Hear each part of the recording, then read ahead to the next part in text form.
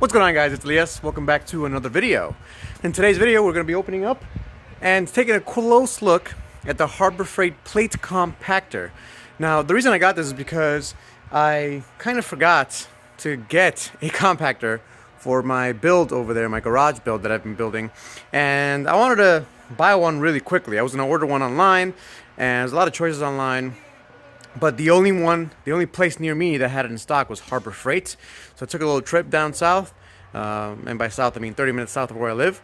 Picked this baby up, and we're gonna see if it's good or not, right? I'm gonna open it up, we're gonna take a close look at the welds and things like that. We're gonna put it together, and then we're gonna go ahead and use it and see how it does. So hope you guys enjoyed the video. If you liked the video, hit that like button. Don't forget to subscribe, guys. Let's get started. So here we are. There's the Kubota. There's a plate compactor. There's where the concrete's gonna go. They're busy making sure the forms are perfect and level and dug in a little bit. We're aiming for 6 to 8 inches of concrete with rebar. The rebar is right over there. And the reason I'm doing all that is because I have these race cars. And they need a better home with a lift. So we're gonna go ahead and finish that. But before I do, I need to finish this. So the packaging is actually really good. Big styrofoam over it. This is how it comes. By the way, those that are wondering, it's a pretty large box, so it will not fit in a vehicle like that. You'll need a hatchback or an SUV. Just to let you guys know. But yeah, this is how it comes. Basically, it comes mostly attached. Let's go ahead and get it out of here. So I took it out of the box. I required his help because this thing is heavy. So I took it out of the box. Very easy, very well packaged. And here it is. Very, very easy to put together, actually. Much, much easier than I expected. So we got this right here. On the other side, I have the same thing. I think it's in my pocket. And all you do is you lift up the handle, you take this out, you put it in through. Do it for the other side, easy as pie. You do have to provide your own oil. It's right through here. I'm going to show you guys how I put that in there and how much to put in. It's very basic operation. This is the on-off button. Right? It even tells you. It actually tells you how to deal with the oil. Got to check it every 8 hours, apparently, because this probably does burn oil. This is the other piece of that. Goes there. It tells you basically everything you need to know. And it needs you to add fuel stabilizer every single time. That means that the carbs on this engine are very finicky. It means that they'll get clogged up if you don't take care of it. So I do recommend using non-ethanol fuel for this machine if possible. If you have a way to get non-ethanol, get it for this machine. Looking at up close here, the welds are about what I expected. You know, they're not fancy by any means. They're all right. But for what I'm using it for, and for what people would use this for, it doesn't really matter. All this is just vibrating, right? And I doubt that this will vibrate apart. It's just a bunch of metal stamped together. Probably the cheapest metal they can find, and welded together. As you can see here, the welds, not the greatest, but again, who cares? Right, there's got a little vibratory plate right there. The whole thing's gonna vibrate.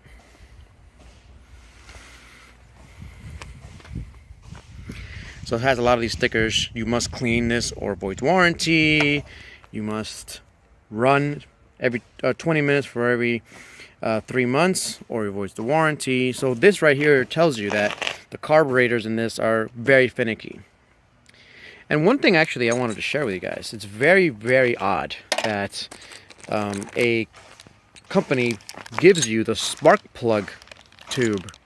This is the spark plug tool to take out the spark plug. I've never seen a machine bring that. I've bought cheap snow blowers, I've bought other cheap machinery. I've even bought expensive zero-turn mowers and things like that. They do not give you tools like this. And this is the only tool it came with, by the way. Very odd. I like it. Don't get me wrong, but I find it very odd. All right, let's go ahead and put it together. I'll show you guys putting the oil in, and then I will do our first start. All right, so this is where the oil goes. It comes empty now. They do turn these on at the factory, so they do fill it already. But they take out the oil. They can't ship it with the oil in there. They say use 10W30, so I have 10W30. This is racing oil, but any 10W30 oil will do.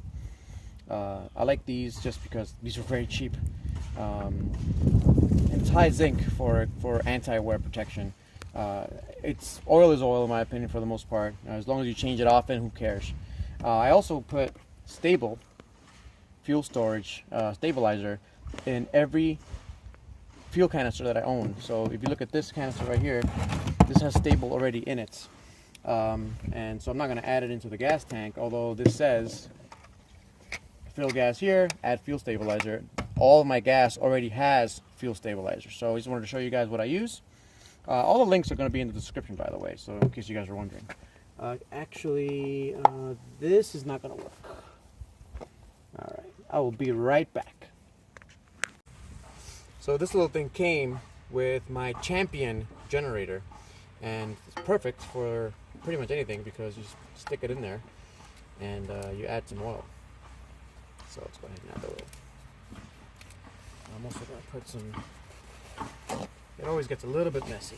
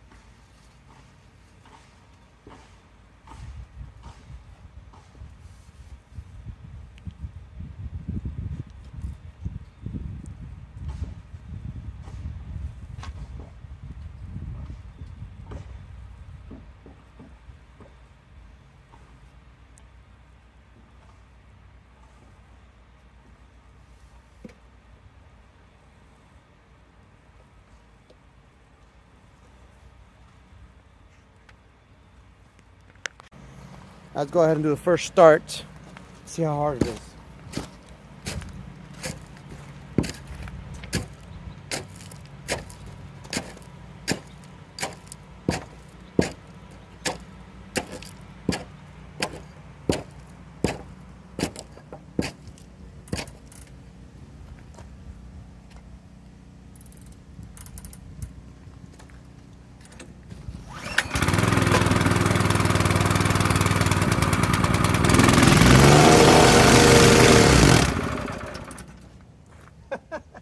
Wow.